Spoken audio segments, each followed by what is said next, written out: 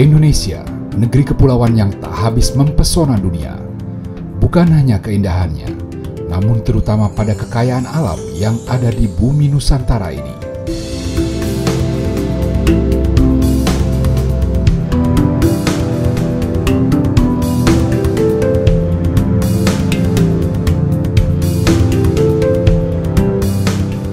Kepulauan Banda adalah bagian dari Kepulauan Maluku yang pada zaman dahulu jadi magnet bagi orang-orang barat mendatangi wilayah Nusantara.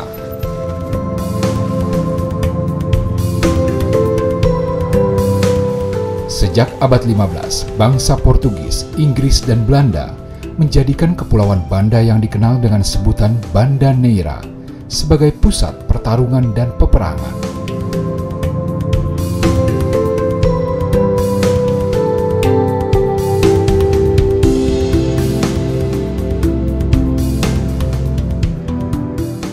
Salah satu catatan sejarah menulis, orang-orang Portugis datang pertama kali ke Banda Neira pada 1512, sebelum kemudian diikuti oleh Belanda pada 1599 dan Inggris pada 1601.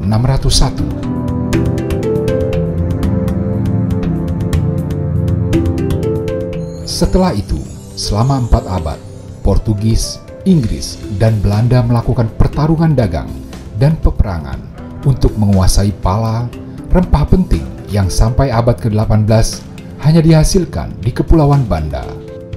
Ketiga negara itu terus berperang satu dengan yang lain, mencurangi dan kemudian menindas habis kaum pribumi. Tiada lain untuk mendapatkan keuntungan luar biasa besar dari perdagangan pala.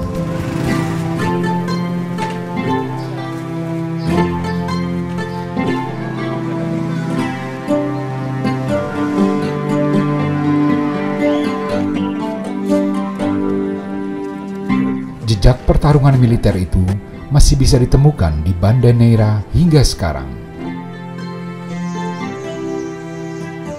Di berbagai sudut kawasan di seluruh pulau, setiap bagiannya merekam catatan sejarah dari masa lalu.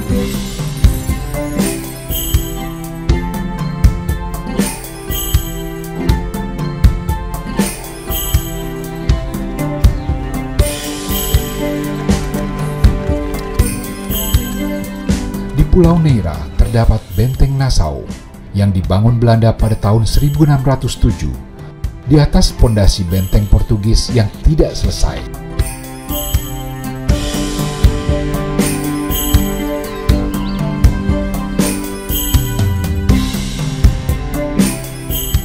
Di area tertinggi Pulau Neira berdiri megah Benteng Fort Belgica. Benteng berbentuk pentagonal sempurna ini mulai dibangun 1611 sebagai pertahanan terakhir untuk melindungi Benteng Nassau dan seluruh area Pulau Neira.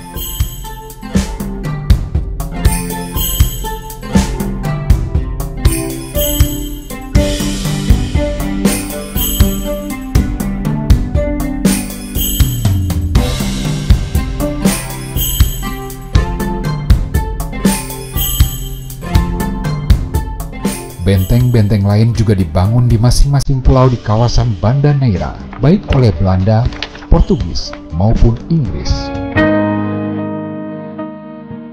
Bukan hanya benteng-benteng kemiliteran, rumah-rumah gedong dari batu dan tembok berdiri kokoh di Banda Neira. Tidak lain sebagai perlindungan dari peperangan di antara sesama bangsa Eropa maupun perlawanan penduduk asli Banda.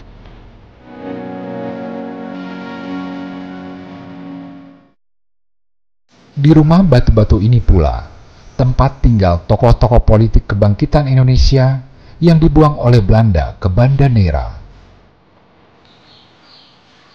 Muhammad Hatta salah satunya, yang menjalani pengasingan selama 6 tahun, dari 1936 sampai 1942.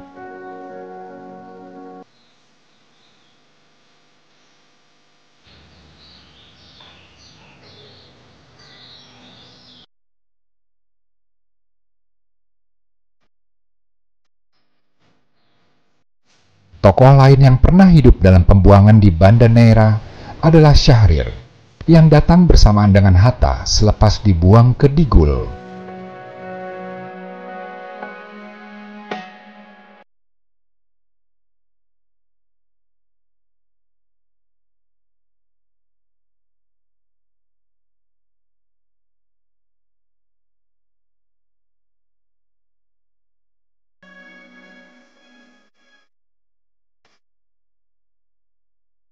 Sementara, tokoh yang lebih dahulu diasingkan ke wilayah ini adalah Cipto Mangunkusumo, seorang tokoh pendiri Budi Utomo dan Indische Partij yang dibuang ke Banda pada 1928, dan Iwa Kusuma Sumantri, tokoh Serikat Indonesia dan Partai Nasional Indonesia yang dibuang ke Banda pada 1929.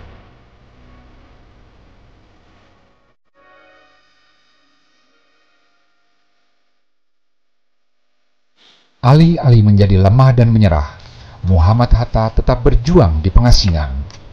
Riwayat itu bisa dibaca jejaknya di rumah pengasingan yang kini jadi museum ini.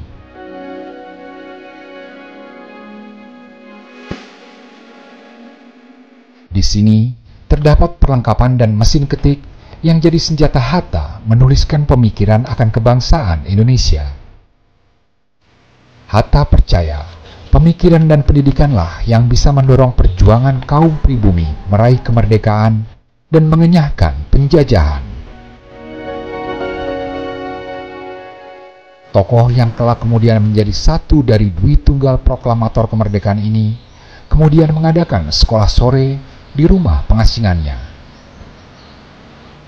Mendidik baca tulis dan menanamkan semangat nasionalisme Indonesia kepada anak-anak Banda Neira masa itu.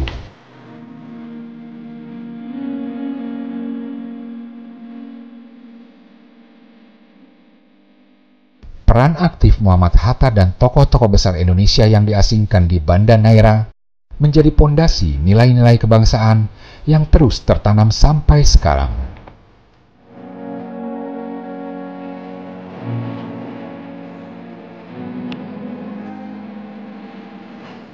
Kosmopolitanisme era perdagangan rempah dilanjutkan dengan pendudukan kaum Eropa, pengusiran dan kembalinya penduduk asli, serta didatangkannya pekerja paksa dari berbagai wilayah dan etnografi, menjadikan Banda Neira memiliki komposisi penduduk yang majemuk.